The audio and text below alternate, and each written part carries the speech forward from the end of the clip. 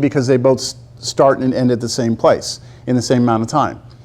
So they both have to go their average speed. My question is there some speed, it may be their average, it may not be, just some speed that they both have to be going at the same exact moment in time? Is it guaranteed that that must happen? Yes or no? Can I address the question anymore? Do I need to explain it anymore? Is there some point in time guaranteed that when both drivers look at their speedometer, they both see the same speed? Is it guaranteed that it's got to happen? So let's take it. Is there a question? Yeah. Can we count the starting? Oh yeah, not the starting and the ending. Somewhere in between. So in the beginning they both see 0, right? So we're not counting that. And at the end they might both see the same speed. I'm saying somewhere inside the trip, somewhere in here, do they both see the same speed at the same point in time? So any other questions? We're going to take a vote.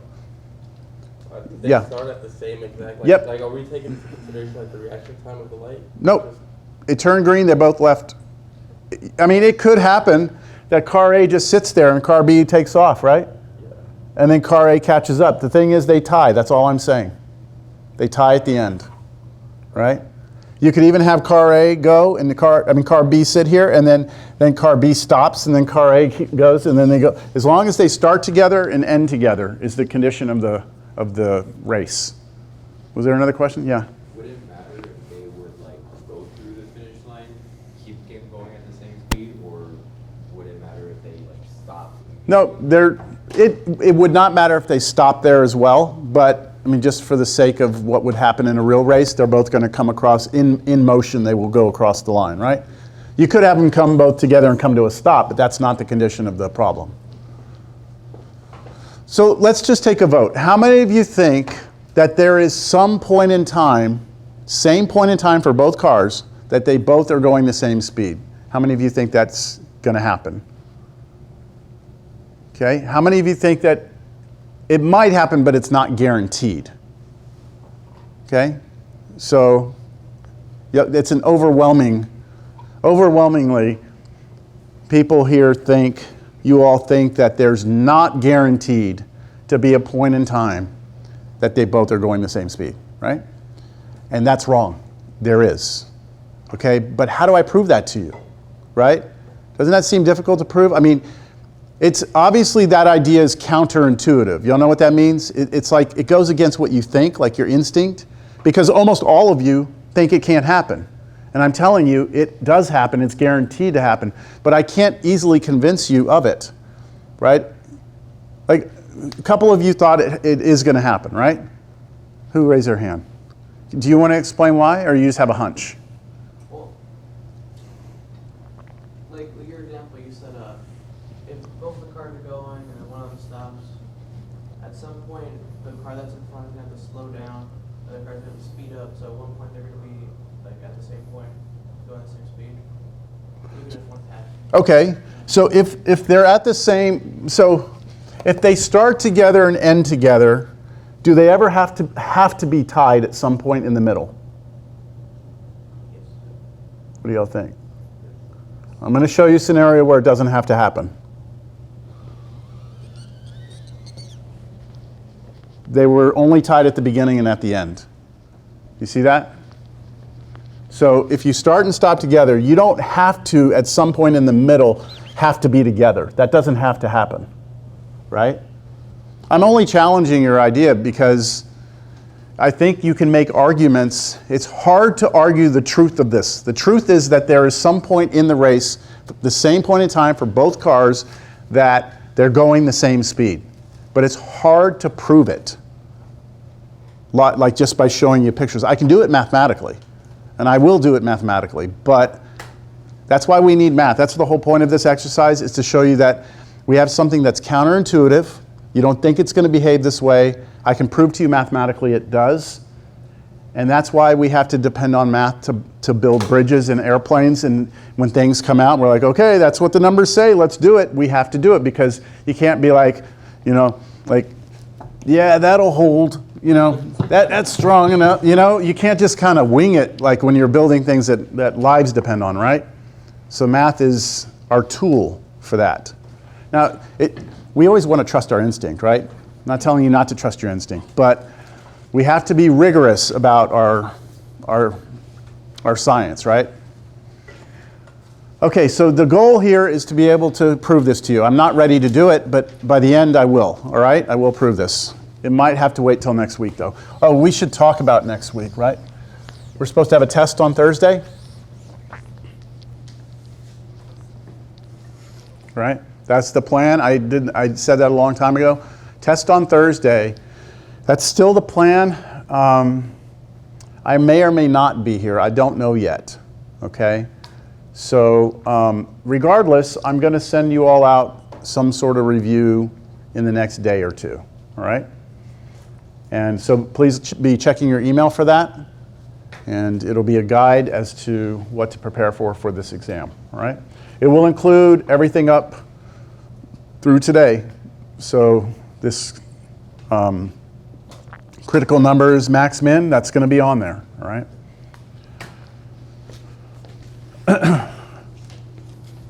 4.2, the mean value theorem.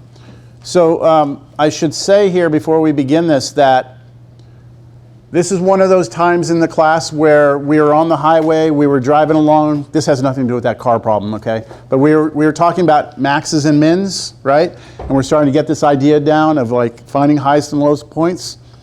And then right in the middle of this, we're going to exit. We're going to take a rest stop and we're going to go get some snacks and a drink. We're going to go look at this thing called the mean value theorem, which is not really related to what we're talking about now, but this is the natural position, it's not a very natural place to put it, but this is where most authors will put this section, right after what we just did. So if it seems kind of like off topic, it kind of is, and I agree with you. So just so you know, right? The mean value theorem is actually a really, really angry theorem, right? That's what the mean means? No, right? Mean means average. The mean of something is the average of something. So I'm going to read the theorem to you in a moment. Let me show you the theorem visually first. The theorem says this. Let's see if this makes sense to you. If I draw a function from here to here without picking up my pencil, so if I have a continuous function, and I draw it from here to here. Notice that these have the same y values, right? They're on the same horizontal line. If I draw from here to there without picking up my pencil, do you agree that I'm going to have a max or a min somewhere in there? Right? I'm going to have max, min. Unless I draw a straight line. And in that case, every point is a maximum and every point is the minimum. But that's like the weird scenario, horizontal line. Other than that, if I go up or down a little bit, I'm going to have to have a max or a min. Agreed? So if I draw it like that, do you agree with this next statement? This is the important one. That somewhere in here, somewhere, I don't know where, I've got to have some point where the tangent line must be horizontal. Has to be some point in there where it's horizontal. What do you think? Try it any way you want. Start with the point here and a point directly across from it. Connect these with a function that you can't pick up your pencil. No matter how you do it, you're going to have at least one point. Maybe two. Maybe three. Where the derivative is what? Zero, right? Where the derivative is zero. Do you all agree? Does that seem to make sense visually? Also, notice that by me saying that this derivative is zero is the same as saying that the derivative is parallel to the line connecting the points. That's an important thing here. This slope of this line is equal to the slope of the line connecting these 2 points together. What's the slope of this line? Zero. What's the slope of that line? Zero. They're the same, right? Does that make sense to you? Draw, connect 2 points, draw. We should have some points, maybe more than one, where the slope of the tangent line is equal to the slope of the line connecting these 2 points.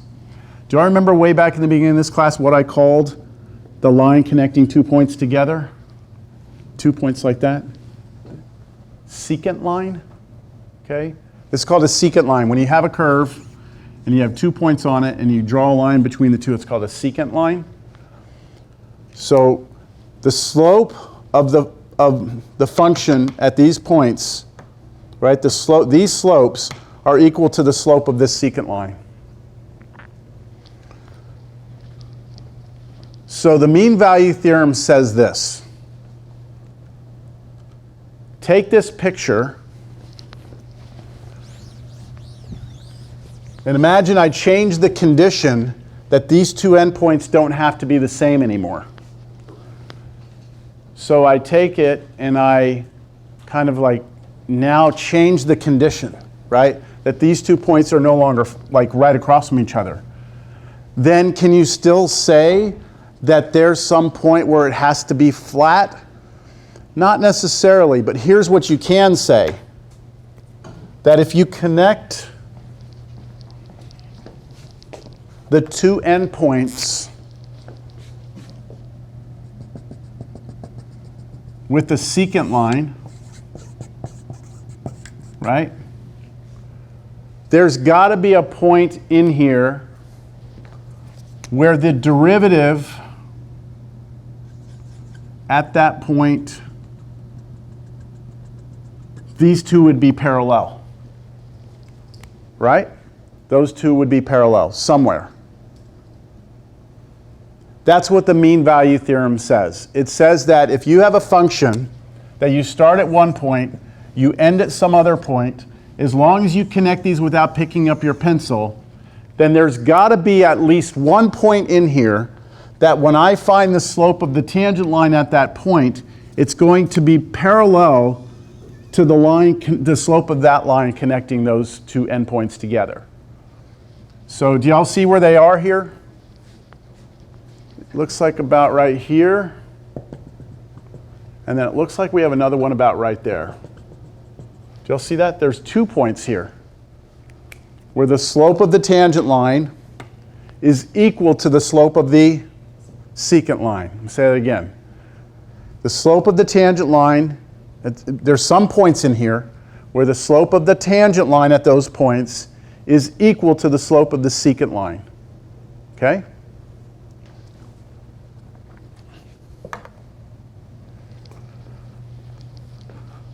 Let me do this a little more abstractly. I mean, that's abstract already, but let's do it this way. So the theorem is saying that if I were to take a function, start it here at A, and end it here at B. Let's just start with that. Okay? That if I draw this without picking up my pencil, right? Then there has to be some point in here that I can find where the slope of the tangent line is equal to the slope of this line right here. I want to start labeling some things. This point right here is the point A, f of A, and this is the point B, f of B. Right? So the x-coordinate here is A, and then when I plug A into the function, I get the y-coordinate. The x-coordinate here is B, and when I plug B into the function, I get f of B. Can y'all help me? What is the slope of that secant line? The green one. What's the slope of the secant line? Well, what's the slope of any line? Rise over run, right? Rise over run. What's the rise here? From this point up to this point, what's the rise? Yeah, it's just the difference of the y-coordinates, isn't it? It's that y-coordinate minus this y-coordinate. So it's f of b minus what? F of a. That's your rise. Over your run, right? Your run is your left and right. So you go from here to here, right? So how do you calculate that distance? Like if this was a 2 and that was a 7, then you would have how much here? 5. If this was 3 and that was 6, then it would be 3. So what are you doing there? That minus that, right? B minus A. Do y'all agree that that's the slope of the secant line? Yes? Okay. Somewhere in here, I don't actually know exactly where it is, but somewhere in here, I don't know, maybe about right here, there's some point C such that what? What's happening at that C that has to do with this? The slope of the tangent line is equal to the slope of the secant line, right? So there's a C where the slope of the tangent line at that point, right? The derivative is the slope. So the slope of the tangent line at that point must be equal to what? That, right? To that.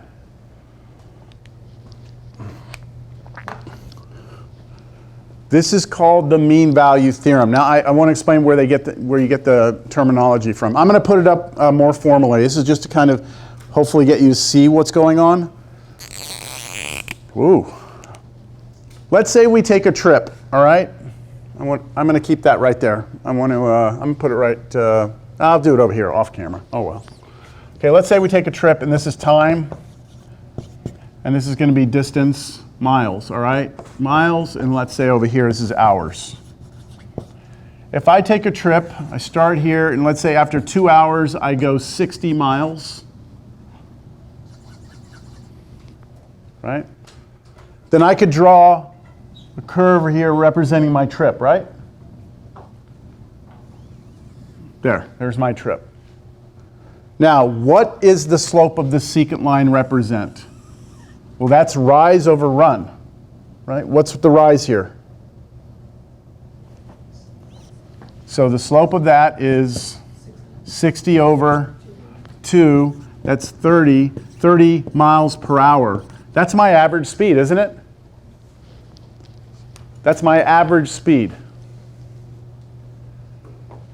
What we're saying is that if the slope of the secant line is your average speed, that somewhere in the trip you had to be going your average speed. Right? That's exactly what the mean value theorem is saying. The slope of the tangent line is equal to the velocity in that case because we have distance and time. So we're saying the velocity or speed of us at a specific point in time must be equal to our average speed, which you all seem to agree with earlier. You know, like if you average 50 miles an hour, then at some point in your trip you had to be going 50 miles per hour, right? It's impossible to average 50 miles an hour and never go 50 miles per hour. We have to have the continuity. You have to be able to connect this without picking up your pencil because, I mean, it's kind of like you're not just driving and then all of a sudden you teleport over to some other place, right? I mean, not yet. Maybe one of these days. I doubt it. Okay, let's do a quick example, all right? So let me just tell you the framework of how these problems are going to work. I'm going to give you a function, and then you're going to find the values of C that satisfy the mean value theorem, that actually would give you the where the tangent line is parallel to the secant line.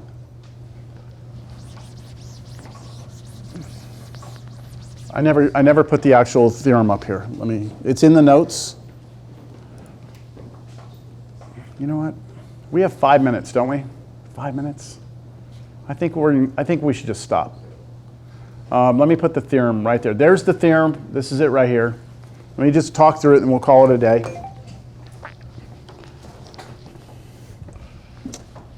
So the theorem says, let f be a function such that first it's continuous on a closed interval. So you can draw it without picking up your pencil. And then we have the condition that it's differentiable, which means that you need to be able to take the derivative. Everywhere in between, the derivative must exist. So you can't have corners or cusps or vertical tangents or jumps, but you don't have to worry about jumps because you have to have continuity, so you couldn't have a jump anyway. But no corners or cusps, no vertical tangents. So as long as you have that, then there must exist a number C somewhere inside the interval such that the derivative at that value C is equal to f of b minus f of a over b minus a. So the slope of the tangent line at some point is equal to the slope of the secant line of the function, right? You must achieve your average speed, is what that's saying. We will do some problems next class, because I only have 5 minutes, so I don't have enough time to actually do one. Any questions? We'll answer the question about the car race after we do a couple of examples. Otherwise, have a good weekend. Do your homework, prepare, start getting ready for the test. Y'all be safe out there.